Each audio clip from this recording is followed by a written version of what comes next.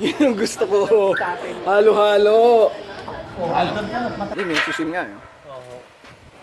It's like having a beach all by yourself.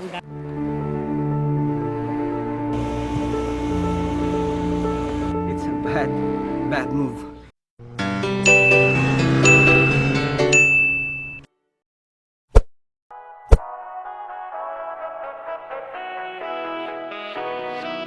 Ni hao, motoristas! Last episode ay binisita natin ang churches sa Santa Cruz at Boac. At kumain tayo ng ubod ng sarap na crispy pata na sobrang sarap. Mapapasayaw ka ng di oras. Today, we'll spend more time in Boac and Mogpog. Ito ang biyahe natin. Babalik tayo ng kusina sa plaza. We will check out East Point Hotel by the Sea. Pupuntahan ang Luzon Datum. And finally, sa Balanacan Port. If it's your first time here, my name is JT and I have accepted a personal challenge of touring the 81 provinces of the Philippines on 2 wheels within 3 years. I track my progress by putting markers on my printed map. Make sure to check out my adventures on the video section of the channel. Kaya't subscribe na! Before we continue, say hi to our featured solid motoristas.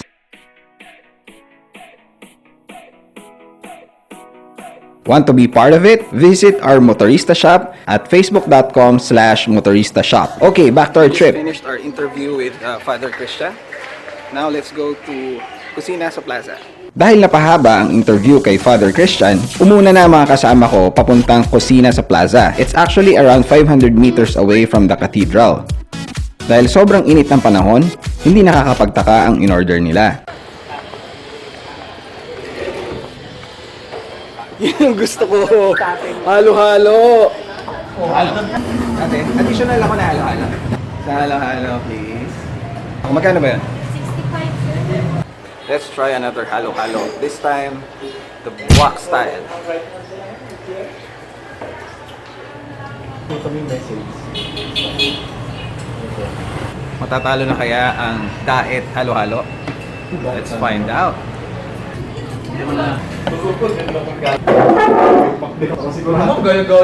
But not up par with diet. Diet pa rin the best.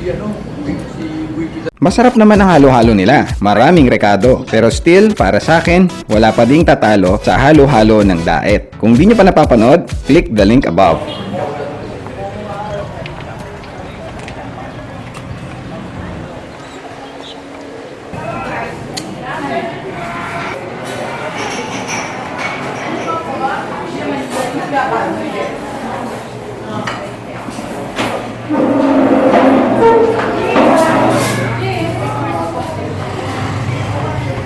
Yun yung parang carinderia type nila na store. Akit naman tayo sa, ito yung function hall nila, yung pinasukan ko kanina. Akit tayo sa second floor. Saan ang daan? Doon po sa labas. Labas lang po, tapos may... Sa right side? Thank you.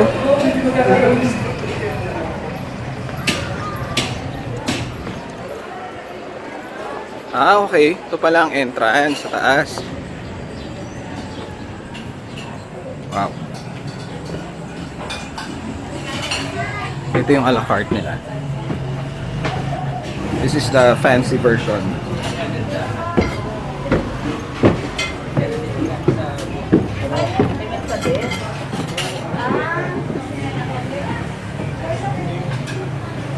This is their bar. Ay, naka-cater pala. Naka-ano po, no? Sorry. Sorry po. Bina-vlog ko po kasi pini-feature ko. May ano pala, may event pala. Okay lang. Okay lang po. Okay lang po. Sige po. Para sino yung vlog. Pwede po, pwede. I'll just look around po.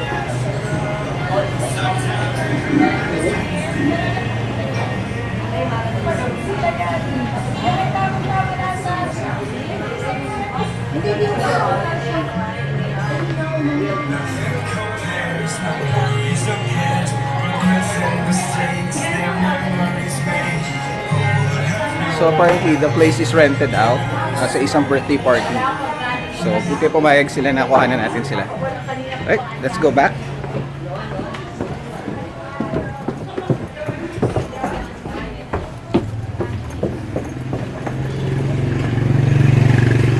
You're now heading to Marinduque Museum. Dito tayo galing sa Kusina sa Plaza and City Museum. Teka, saan ang daan ito? Pero, may harang. Baka dito. Sarado din. Sarado na weekend po. Ayos, di ba? Sarado na naman. Next time. Thank you. Kung mapapadaan kayo ng Buwak, don't miss kusina sa plaza. Mapa fast food, a la carte, or carinderia style man ang hanap nyo, ay meron sila. Dahil alalay si Zumba Master sa motor niya na tumatagas ang coolant at pagod na din ang ibang mga kasama ko, ako na lang ang nagpatuloy ng tour namin. Next stop, sa East Point Hotel by the Sea na nirecommend ni Winnie the Pooh. Wala pang 10 kilometers ito mula sa pinanggalingan ko, pero mabagal ang biyahe dahil sa mga road repairs at mababagal na sasakyan. At ito na ang hotel. Akala ko nung una nagkamali ako dahil nakasara ang gate. Yun pala may reason, which I will discuss in a while.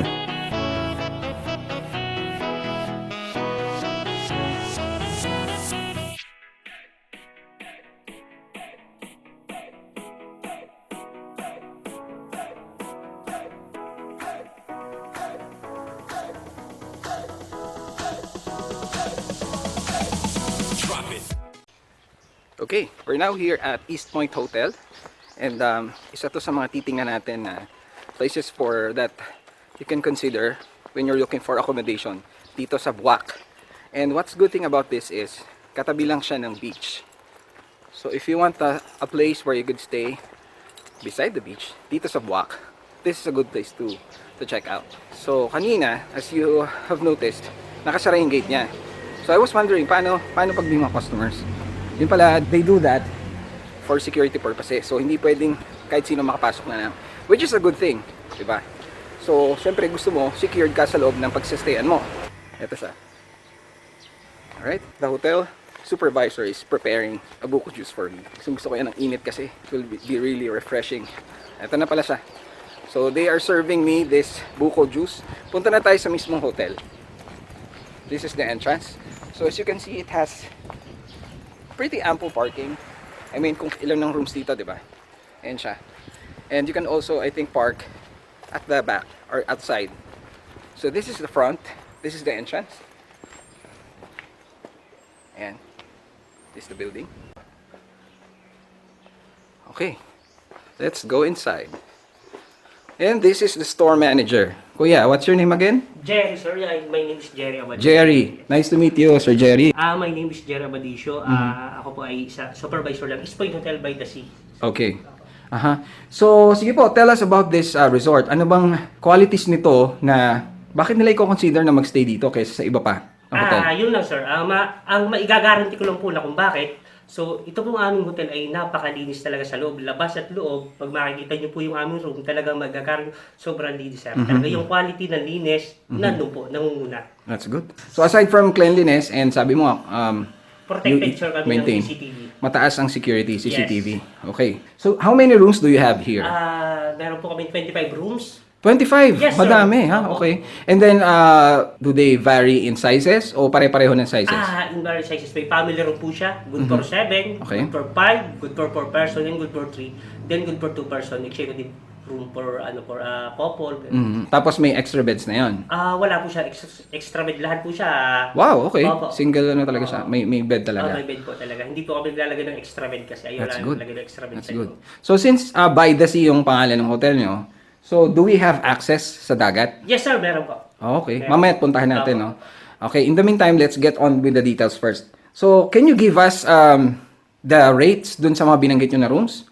Do you Sir, have... sa ngayon, sir, ang Sige, go ahead. yung rates po kasi nung aming good for 7, so kami po ngayon, yung regular rate sa amin sa good for 7 is 3,000 pesos. Wow! 3,000. That's lang, really sir. Pero affordable, Pero sir, peak season, siyempre, lahat lang po nagtataas. Yes. Si magiging 3,000 Not bad pa rin. Not bad pa rin. Parang lalabas, nasa 500 per head lang. Yes, sir. Diba? Tapos, ano ka na? By the sea ka na. Yes, sir. Katabi mo na yung magandang dagat. Diba? Yung good for 5 naman namin is 2,500. Bali, ganun nga po lumalabas is 500 per head. Guys, if you're listening and you are considering an accommodation here at Buwak, check this place out. Kasi, saan ka pa? Malinis, safe, and affordable. Diba? May parking space, sir, sa loob. And we have parking space. Nakita namin kanina. Yes, very good. Sige, good sige. for 4 person, sir. Okay. Good for 4 persons. I think I must agree with you. Mukhang detailed o malinis. air condition, Small personal ref. touchscreen TV, Okay, let's and the show them around. hot shower, sir. So we have a Sir, TV the here. CR. Merong study desk, I think, TV. Yes, sir. And sige, ito muna. Ito, this is queen size, di ba? Oh, yes, sir. Queen size Queen room. size bed. We have the personal ref, cabinets. The rate, sir, is 2,000. Oh, let's check out the CR. Sir, need some box, sir. Wala kang makikita dyan. Great, great. So we have, may heater tayo. May heater, sir. Which is wala doon sa tinulugan namin. Wala, sir. Ang lamig. Okay. And this is the... From, sir, mula dito sa Sige. first floor hanggang third floor, dito po ay the same lang ang itsura ng mga Okay, yung design niya basically. Design po, opo. Do you have the same pillowcases, bed sheets? Saka ang amin pong bed is a ceiling bed, hindi po Uratex lang. Salem. Yes, yes. Tutulog na ako dito. Ay, sige, sir. Trika, sir. Okay, yung bed. Okay, sir. Ito po kasi yung pang-couple, so, minsan. Pang couple. Yes. Sofa bed siya, sir. Okay. They have tables. Yes, they have a Table pala. And what is this? personal rep. Personally. I think And that's the same, bigger than parehas personal. yung kanyang sila, And, sir. ito, good for two. Good for to, sir. Pang TV. Yes, sir. And there's the air condition. So lahat dito aircon, di ba? Yes, sir. Lahat po. Lahat po. So again, this is Salem pa rin.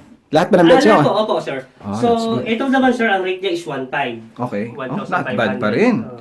Kasi ang ganda Meron siyang mga rest. Ano man tawag dito? Ito po yun. Headrest ng mga to. So tama-tama. Pwede kayong sumandal dito while watching your favorite shows maybe. Meron ba kayong Ano, sir? internet connection dito? Wi-Fi? Doon lang, sir. Ang aming internet connection is doon lang sa front. At least meron. Yes, meron din, sir. Sa Doon lang lobby? Sa front, sa lobby. Oh. Doon So sa... free Wi-Fi? Free. Free wifi. Great. Okay, good. Ito naman, sir, yung isa pa naming Okay. na 1,200. So, 1,200 naman. Good for ilan naman to? good for to, sir. 2 pa rin. 2 single bed. Okay. So pag dalawang Oo. hindi naman sila kailangan magtabi. Oo. What is this? Cabin po siya, sir. Kung may mga Parang- gamit na magamit. Spacious Malaki. Oo. Akala ko cabinet na agad So you can place your luggages here. Lahat, basically. Tapos dito yung mga clothes na. Cover lang na lamp, no? Sir. Iyan papalitan namin kasi nung may nag-check-in, sir, na... Nasira? Oo. Okay, ano kayang ginawa nila dito? No? Medyo... na nakasira, no?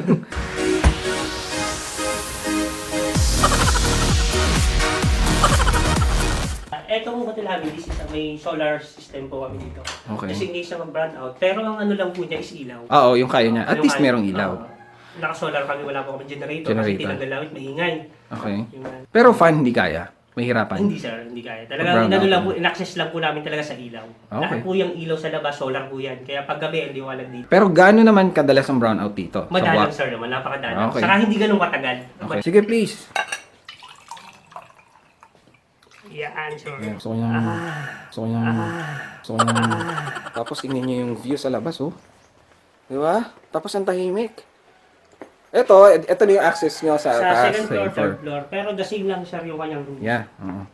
Kailan nag-start ito? And I think, sir, 1996. Sir, ang beach namin dito, hindi ganun kaganda kasi black sand po dito. Mm. Pero malinis naman. Yeah. Yung kasi iba, sir, gusto sa malapit sa dagat. So, kaya naglagay dito ng rooms. Ito, sir, yung namin.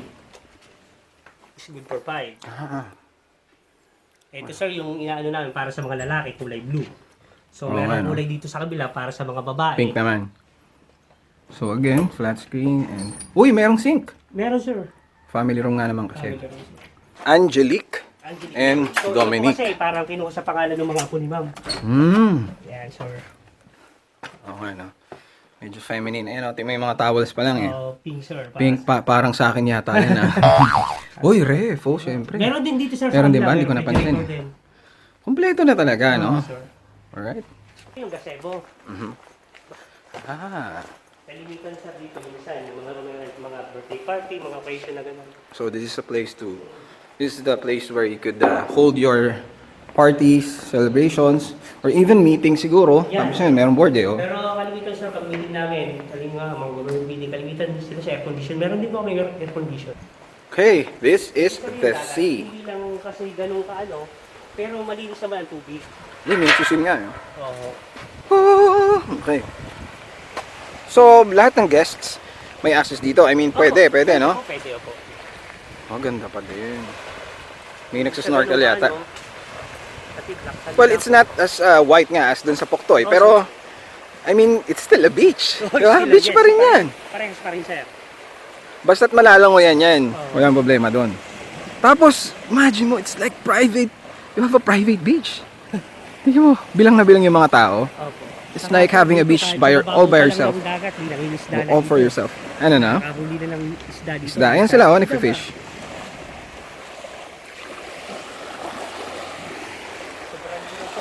Oo, malinaw nga. Kita ko yung mga bato eh. Gusto ko na mag-swim, nakakainis. So, ito yung access niya dito sa likod. Alright, sige. Sa lahat ng makakakinig sa akin, makakapanood sa video nito, iniimbitahan ko kayo na sana itry nyo na mag-check-in dito sa hotel namin, sa East Point Hotel by the Sea. Talagang yung guarantee ko sa inyo yung safe ka sa sasakyan, may parking lot, saka malinis na room sa loob at labas ng room. So, yun lang may gagaranti ko sa inyo. Saka try nyo po, try nyo. Great. If you're looking for a safe, comfortable, and affordable place to stay, this is a great option. One last stop, and we're off to the port. Ang kailangan ko lang gawin ay dumiretso sa Luzon Datum. Take a photo and a short video, then bababa na ulit para umabot sa Roro ng 2:30 PM. Sounds simple, right? Well, not quite. In fact, malayong malayo sa na-imagine ko. When I researched this place, the people who already went there described it as steep cemented roads going to the top of a mountain. May konting hike, picture, then tapos na. What was missing in the details is the fact that the roads are now under construction. Dahil sa GPS app ko, di ko na kinailangan magtanong masyado. Maganda ang kalsada papunta doon. Twisties na sementado at walang sasakyan masyado. Nasa isip ko, saglit lang to. Aabot ako ng 2 PM sa Roro. Habang pataas ng pataas, paganda ng paganda din ang view. Hi, I'm halfway to Luzon Datum. And tingnan nyo yung view dito. Look at that. Super dark blue ocean. Ano? Tapos, apparently, ginagawa pa tong daan na to. Ayan. So may mga constructions pa. It's a mountain kasi na ginagawa ng road. It's an access road actually. Ayan, ito siya. Makikita mo yung mga smaller islands. If napanood nyo ang biyahe ko papuntang Kalatagan, ganito ang vibe niya. Light gray sand, green leaves, at dark blue water from the ocean. Ganda. Nung nakita ko ang single lanes at sa kabila ay magkakasunod na jackhammers, medyo kinabahan na ako. Hindi kaya papuntang Minhan ito? I went further ahead at dito na nagsimula ang kalbaryo. Kung kailan ako nagmamadali, saka pa may humarang na truck. Akala ko naman ay may hinihintay lang nakasalubong. Yun pala ay pepwesto na para humakot ng mga nahukay. So anong plano, kuya? Work lang you? Dito lang me? Nung nahalata akong wala silang planong palusutin ako na mismo ang gumawa ng paraan. Di nila napansin na scooter ang dala ko. Akala yata pang off-road. Dahil wala akong choice, sinubukan ko pa din na dumaan sa tabi na puro damo at sari-saring mga bagay, kaya't nahirapan ang gulong ko. Tumulong naman si Kuya at nagpasalamat ako. Pagkatapos ng 1 litrong gasolina, nakalusot din ako. Sabi ko, okay lang yan, basta't last na to, then pauwi na kami. Nakita ko ang isang diretso na puro paakyat. Dahil mukhang mabato, alam kong kinailangan kong bumuelo kaya't medyo mabilis ako. Sabi ko, mukhang ito na ang dulo. Yes! Nang bumulaga ang isang jackhammer at isang excavator. Nagmistulan silang dalawang higanting nagbabantay ng mahiwagang daan. Mukhang sarado, bigo na naman yata ako. Sinanyasan ako ng driver na maglalakad na daw mula sa point na yun at ipaparada ko ang motor sa baba.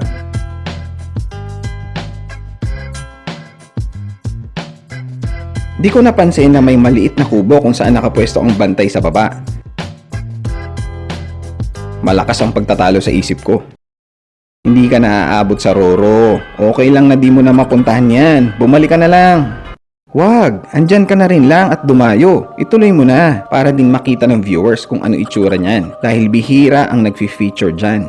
Bumalik ka na. May iiwan ka na ng Roro. Minalas ka lang talaga. Tumuloy ka na. Paunahin mo na lang mga kasama mo at dun ka sa next schedule ng Roro. Napansin kong may papalapit na lalaki sa akin. Tatakbo na sana ako, pero tumigil ako bigla nung maalala ko na wala nga pala ako sa Metro Manila. May bayad na 50 pesos para umakyat at magla-login for record purposes. Ang desisyon ko, tumuloy. Okay, I never thought na ganito ang daan dito sa Luzon Datum, papuntang Luzon Datum. Apparently, nandun kasi yung Luzon Datum, nandun pa sa part na yon. Pero dahil under construction siya, yung mga sasakyan, like my motorcycle, ipinaiwan na lang nila doon. So, you have to log in sa isang logbook and then magbabayad ka ng 50 pesos na fee. Marami daw kanina ang mga bumisita dito, mga from Manila. Ngayon, wala na yatang tao doon. Kita nyo bakit naka-helmet pa ako, di ba? Mas okay na to kaysa yung tutok na tutok yung araw sa'yo. Mas masakit sa balat yun. Tapos, automatic shades pa, di ba? Dito pa lang sa may jackhammer at excavator, napakamot na ako ng ulo at iniisip kung paano ko to lalampasan. Kita! Git lang! So tumigil sila para tumayo.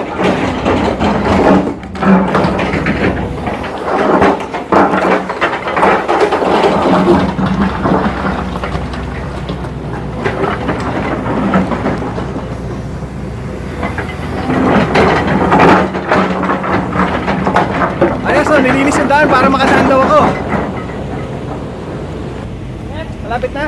Oo, malapit na. Kunti na lang din. Nakakapunti pala to. Thank you! Sabi ko, ayos. I'm done with the worst part. Tuloy ang paglalakad. Maya-maya natanaw ko ang isa pang jackhammer na nakapwesto sa mas mataas na lugar. Are you kidding me? Are you kidding me? At mas mataas din ang kailangan kong akyatin para makatawid. The fart! What?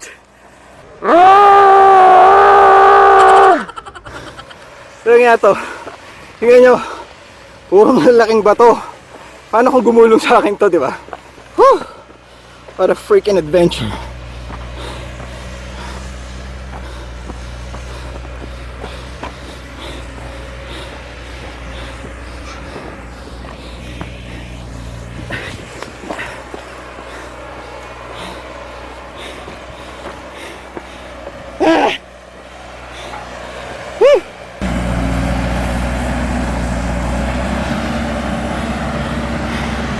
Pero si Koya, kung makaturo ng dadaanan ko daw, akala mo may hagdan. Pagdating ko sa taas, pinagdadasal ko na Luzon Datum na sana agad.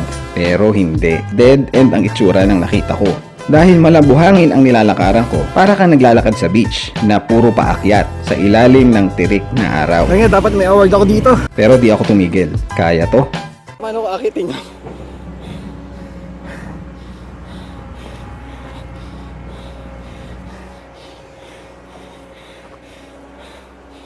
Sabi ko ay kuya, total may hirapan na din naman ako. Kuhanan mo na din ako ng video.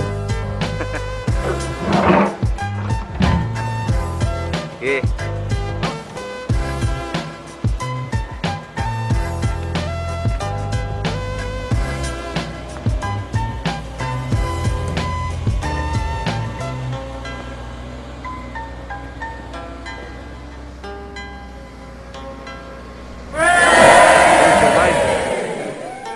Pagkaakyat ko, tumingin agad ako sa malayo dahil baka meron pang excavators. Nakakita na ako ng mga puno. Sabi ko, yes, ito na siguro yun.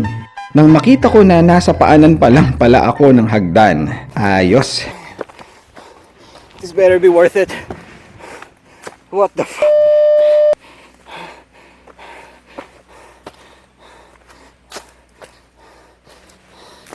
Dito pa lang, sinabi ko na sa mga kasama ko na mauna na sila. This is what happens if you don't exercise and you take a challenge like this. The heck? Pagkatapos ng kanina, akit pa ng stairs. Let me just catch my breath. So, galing tayo dun sa baba. And then dito. And then, ito pa. Parang walang katapusan. So it's my third stopover. So freaking finished. Can't expect nakapagod to. The biggest mistake I made was leaving my water bottle behind. Hindi sana ako ganito kahirap dahil pakiramdam ko I'm slowly getting dehydrated. Mabigat din ang helmet at jacket na dala ko. Pero ayaw kong basta iwan kung saan saan. dahil hindi mo masasabi, baka pag-interesan ng mga ibang turista, kaya dinala ko pa din. Naisip mo tumawag kay Father Christian to send someone and bring some water. Sana may dumaan na taong may dala ng tubig. Madami akong naiisip, pero isang boses ang nangingibabaw. Tatapusin ko to. Buti na lang I wore my gears para kung sakali, huwag naman sana, pero kung tumumba ako or madulas ako, hindi, wala akong head injury siguro or mapoprotect ang katawan ko. But it really is a bad idea.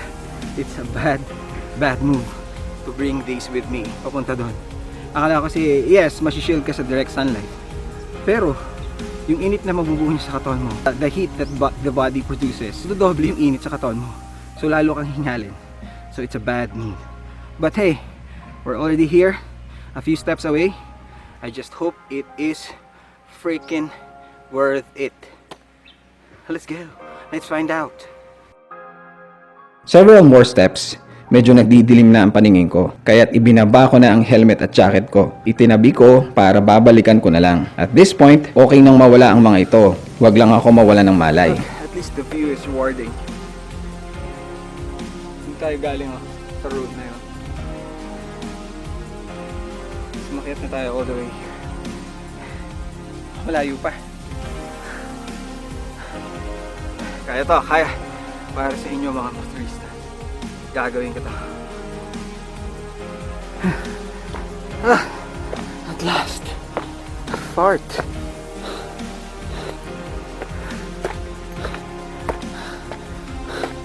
Holy crap. Saan na pala yun? May basura pa. I was really praying for any source of drinking water on top. Pero wala. Holy, maganda view.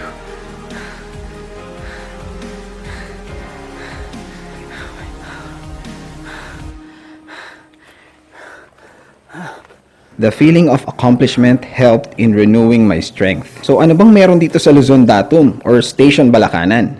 Wala lang. This is where a marker is located and serves as the primary geodetic reference or origin ng lahat ng geodetic surveys in the Philippines. That's the port. Magpag port. I think. Yeah, it probably is. Ay, yung mga boat.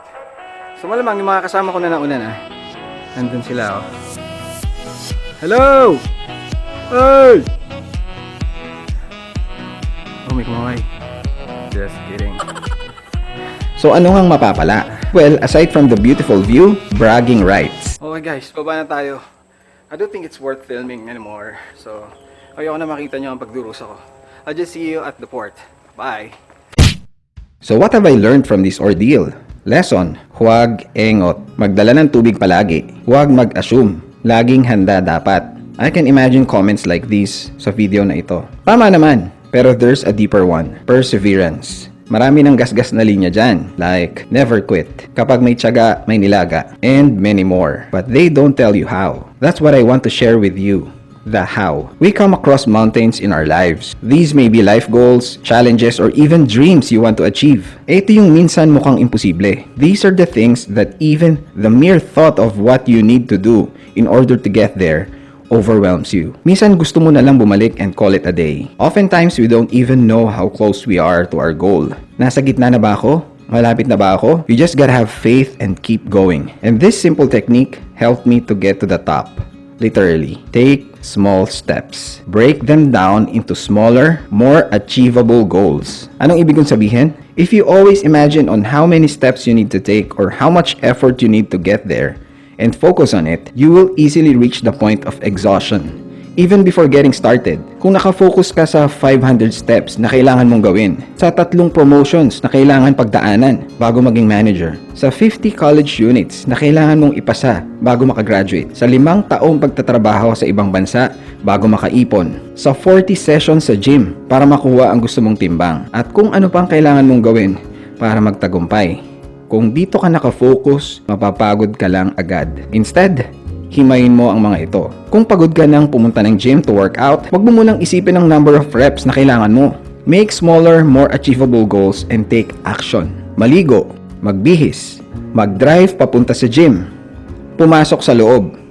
Hindi mo namamalayan na mas magiging madali na siya, and before you know it, Natapos mo na. Sa pag-akyat ko, I took several steps at a time. Tapos pahinga. Sabi nga, if you're tired, take some rest. But never ever quit. One last example ay itong Libot Pilipinas Challenge. Kung isipin ko kung ilang beses ako sasakay ng Roro, kung ilang kilometro ang kailangan kong motorin, ilang araw na pagta-travel ang kailangan, and so on, nakakapagod. Pero if I focus on one province or tour at a time, it becomes more manageable. I hope may apply nyo to whatever challenge you are facing right now. Ang haba ng sinabi ko, no? Dahil yata yan sa mga nasinghot kong alikabok nung gumapang ako. Okay, we're here already at the port of Balanacan. So, 5 p.m. pa daw. It's only, I don't know. Holy crap. I lost my... Anyway, I just realized I lost my Mi Band. Titingnan ko yung relo. Nawala. I think nahulog siya sa pag-akyat ko sa Luzon Datum. Ano ba yan? Tapos yung selfie stick ko din, meron siyang remote na Bluetooth. Mga ganito ko siya kaliit. I also realized na nalaglag din pala siya kanina. Matindi pala yung sinacrifice ko para lang makaakyat doon, no? Anyway, siguro magpo 4 o'clock na. Siyempre hindi ko tinignan sa phone, di ba? Overall, Marinduque is really, really lovely. Mababait yung mga tao dito, and iniisip ko nga kanina, what's the perfect word? You don't feel at home. You will feel like you are home. As in, you know everybody here. Meron siyang ganung feeling. Magbabrowse muna ako online, magche-check kasi tagal kong di nakapag-check online. Magre-report din ako kay Commander-in-Chief. So, I'll just see you later. Bye. Ito ang summary of expenses ko. Mag-isa at late man akong nakauwi, I found a different level of peace sa biyahe na ito. So that wraps up our Marinduque epic ride. I hope nag-enjoy kayo at may mga natutunan. At dahil napuntahan na natin ang province of Marinduque, it's time to update our progress map.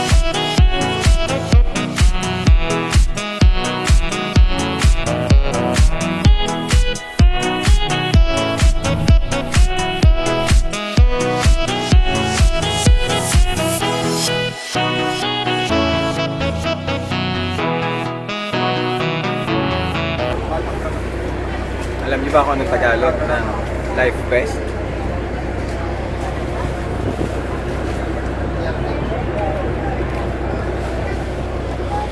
Oh, ha? Bagong vocabulary. Abangan ang mga susunod na ride schedules sa ating Facebook page, kaya like and follow na, pati sa Instagram natin. Don't forget to subscribe to this channel. Hanggang sa muli, this is JT signing off. Thank you for watching. Drop it.